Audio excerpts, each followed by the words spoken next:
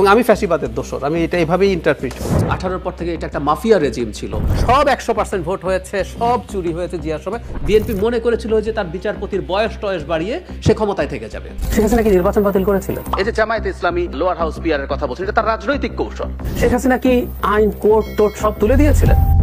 বেশ কিছুদিন ধরেই পতিত স্বৈরাচারকে ফিরিয়ে আনতে ইনিয়ে বিনিয়ে নানা ধরনের আলাপ চালিয়ে যাচ্ছিলেন আওয়ামী লীগের গুপ্তচর ডাক্তার জাহেদুর রহমান।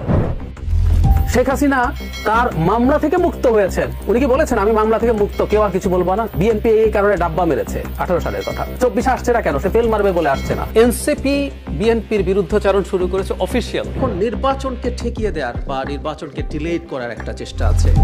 তার এরকম অসংলগ্ন কথাবার্তার সূত্র ধরেই আমরা জাহেদের ব্যাপারে অনুসন্ধান শুরু করি।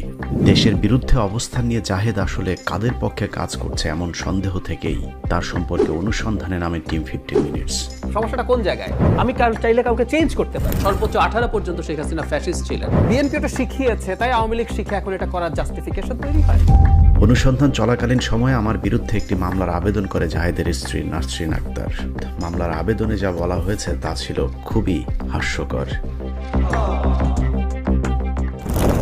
জাহেদকে নিয়ে ভিডিও করা হবে এমন অনুমান থেকে জাহেদ তার স্ত্রীকে দিয়ে মামলাটির আবেদন করায়।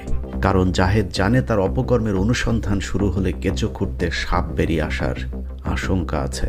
মামলার মূল উদ্দেশ্য ছিল আমরা যেন কোনোভাবেই জাহেদকে নিয়ে অনুসন্ধানে নামতে না পারি।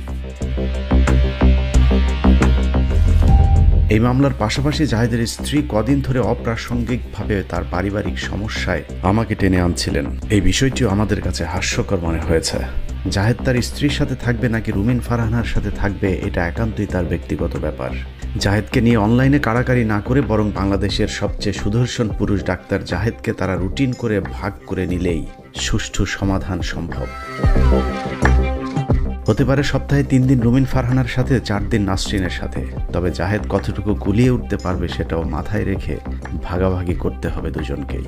আপাতত আমরা মূল অনুসন্ধানে যাই। বাস্তবে আমাদের অনুসন্ধানের ক্ষেত্র আর জাহেদের স্ত্রীর অভিযোগের দূরত্ব আকাশ মাটির সমান।